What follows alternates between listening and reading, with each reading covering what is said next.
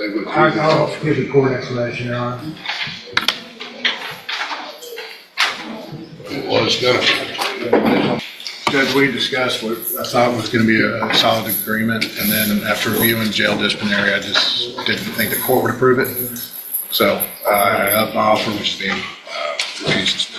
Yeah, just to be clear, Your Honor, I had gotten Mr. Nichols to extend an offer of 4 years, which Mr. Carter was prepared to accept, and that's when I set it on the docket today to plea.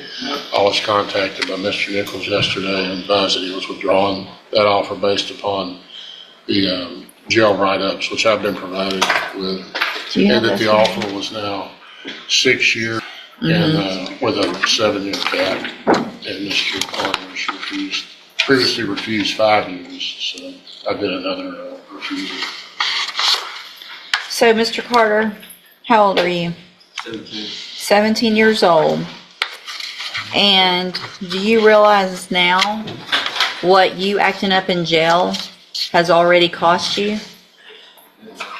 Do you really? Tell me what it's cost you. Well, some of your life.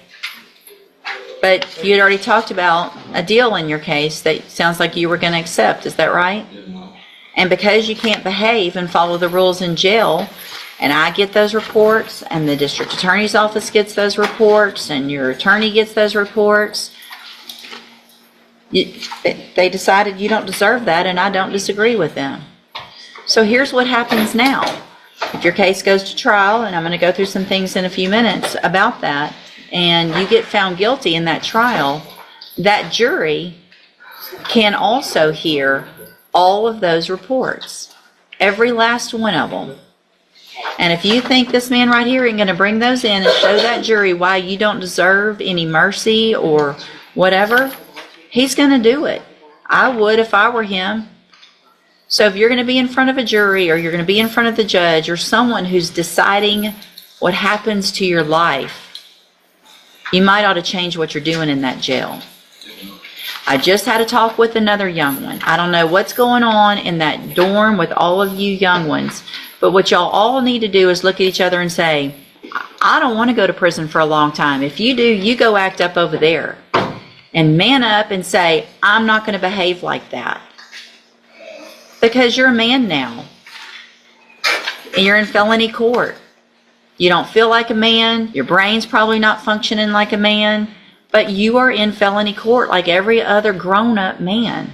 And if you make kid decisions and think that horse playing and treating the people that are trying to work there the way you are is going to get you anywhere, it will. It's going to get you in there longer.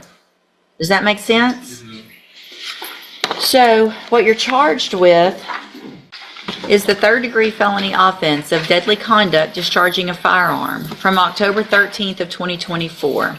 And what that means... Judge, I'm sorry to interrupt again. Yes. He has a juvenile adjudication, which he is actually on parole for. Felony conviction. And it's a felony conviction. My understanding, and I need to file the proper notice, my understanding is that can be used to enhance him to a 2nd degree. I don't think it precludes him from maybe getting probation from a jury. I need to make sure I vet that out through the family code. Okay. But my understanding is he's looking at a possible 2nd-degree punishment range.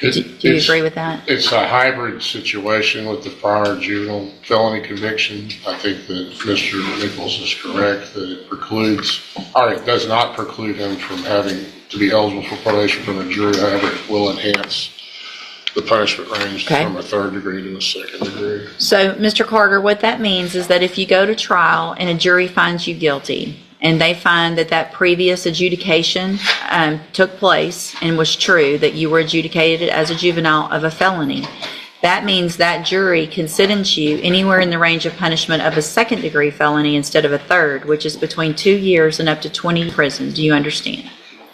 And I have a plea bargain rejection that you've signed with Mr. Kimler that shows that the district attorney's made an offer, if you wanted to enter a plea of guilty, for a 6-year term in prison or for a 7-year cap to me.